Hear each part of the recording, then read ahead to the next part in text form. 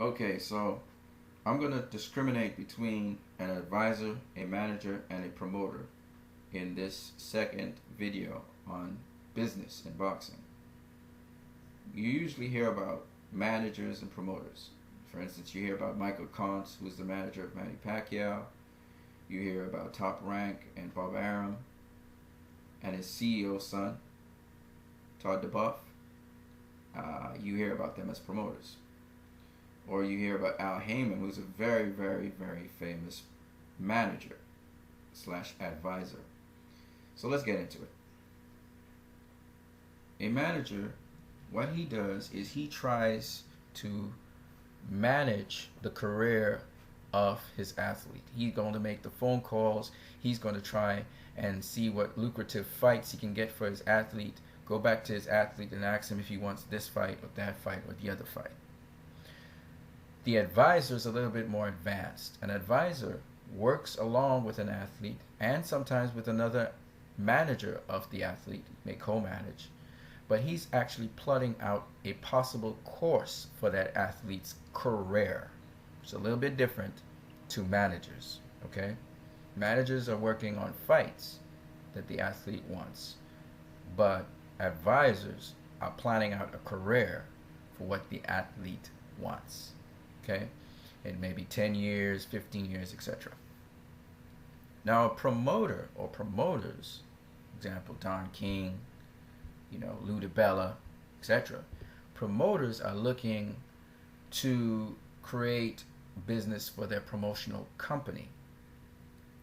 They know that their banner of fighters are important to their promotional company, but their first and foremost interest is in their promotional company. Now, having said that, there are a lot of promoters that are hands-on with their fighters to make sure their fighters are doing well, because if their fighters do well, the company does well, right? They also get a cut from the amount of profits that the fighters get, the monies they get. So it's in their best interest, again, that the fighters get the biggest deals and that they get paid a lot of money and they get into interesting fights.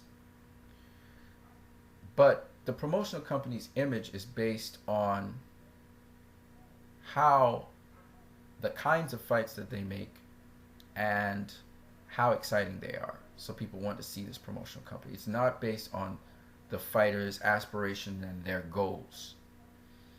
Now, there is something circulating out there that says that this gentleman here, Al Heyman, he's trying to monopolize boxing like Don King was. The problem with that is Don King was a promoter. Al Heyman is a manager. They have different goals. Don King's still in boxing and he's coming back. And every promotional company wants to, as much as possible, make the most amount of profit. Make the most amount of profit, which means if they could, they would monopolize the market, right? And the Aliac is to keep them from doing that. However, Al Heyman, he wants to make the most amount of profit and the most amount of business, absolutely. But he needs promoters to do that, so he can never monopolize the market. He may be one of the major managers out there, but fighters will always have managers. He may be able to co-manage, but he's never going to replace the management. And the other thing is, he's never going to be able to replace promoters. Which therefore leads to the fact that where Don King failed, in that he was trying to be the sole promoter out there, got a lot of people under his banner, didn't work with other management, not a whole lot of management at least. His plan backfired because he was trying to monopolize the market.